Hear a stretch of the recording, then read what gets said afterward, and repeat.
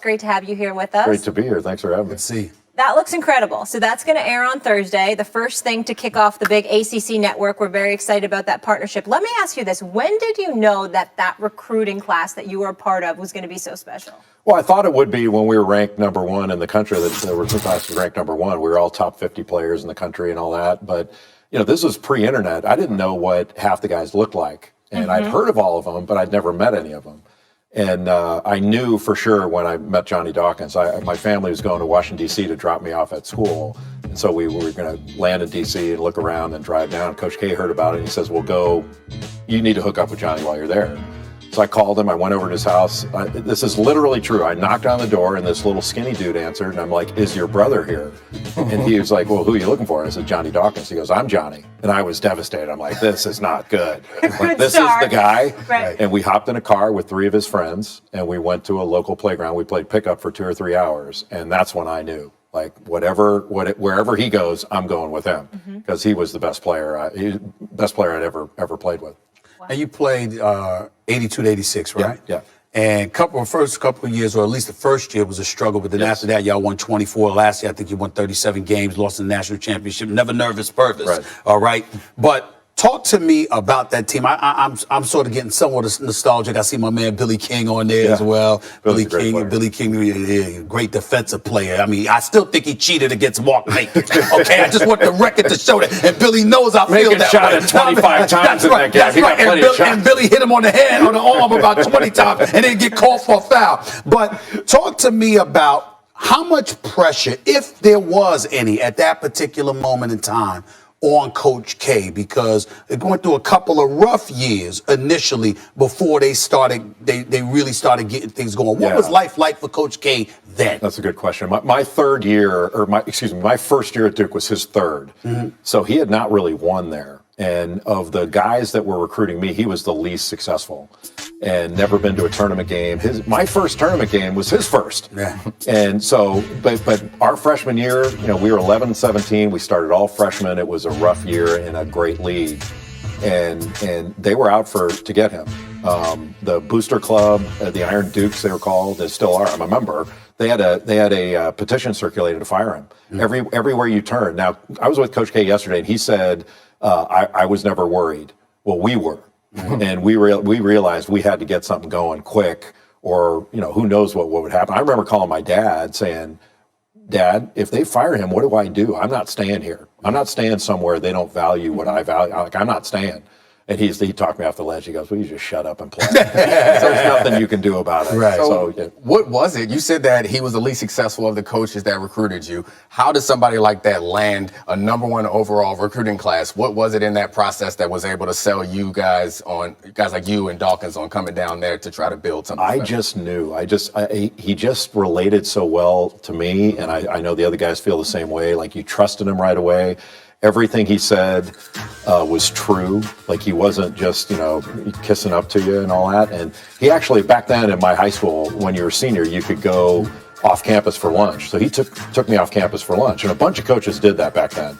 And we went to some really cheap Mexican place I used to go a lot when I was in high school.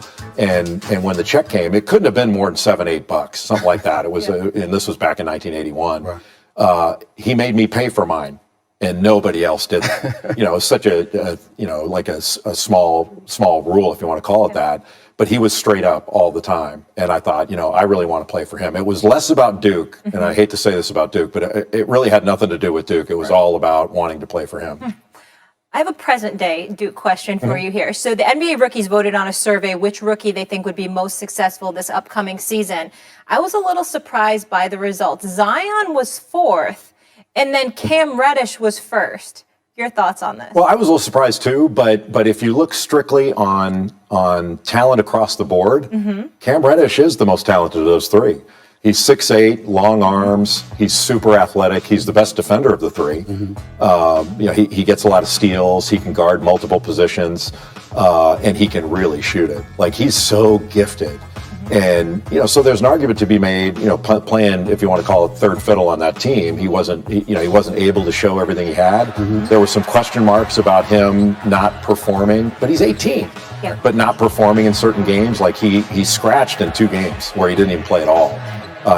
It's concerning, but when you factor in he's just 18, but in today's NBA, that's a fair point to say he could have the best career long term. I'm going to give him the benefit of the doubt because I was hard on him from the standpoint that I knew what his abilities were. Right. I'm like, for him, especially when Zion went down, to not take the bull by the horn and really go after it. And I'd say, if you ain't doing that in college of 35, 37 games, what you going to do when you got an 82-game obligation? But then he came on and admitted, look, man, I had bad eating habits. I was eating pizza. And burgers and stuff like that. So my condition, I give him I said, all right, okay, I got that. So he learned his lesson. But I want to get back to Coach K with you for this question.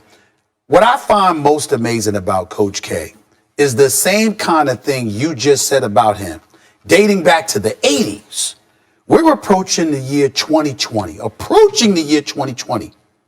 And you got modern day superstars who will say that about him now. Right. I promise you that if LeBron James, if the son appears to be, if he's everything he appears to be, and he goes to college, I promise you that I wouldn't be shocked if LeBron didn't recommend Duke and Coach K.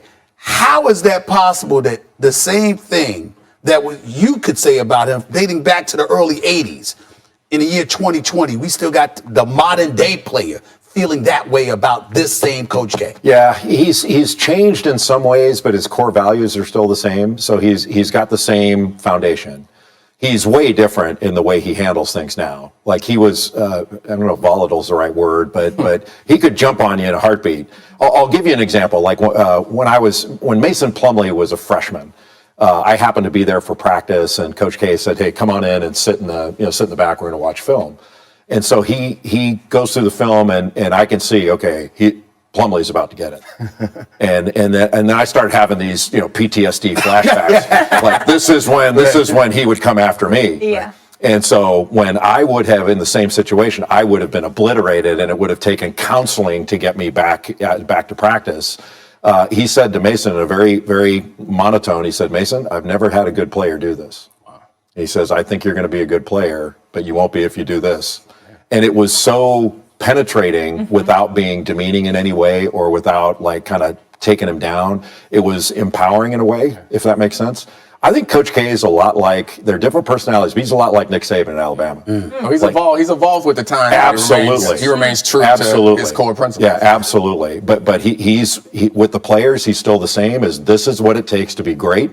If you want to do it, will be great. If you don't, the door's right over there.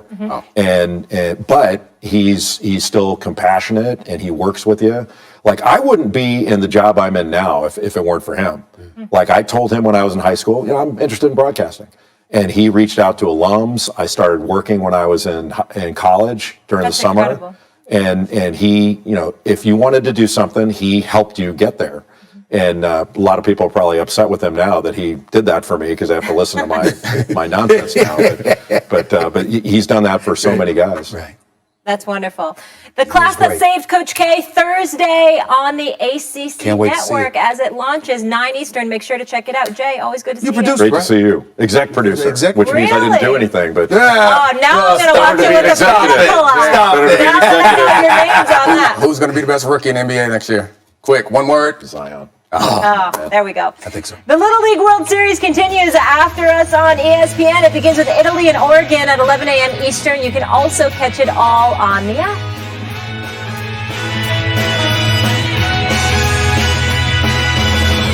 I have no service.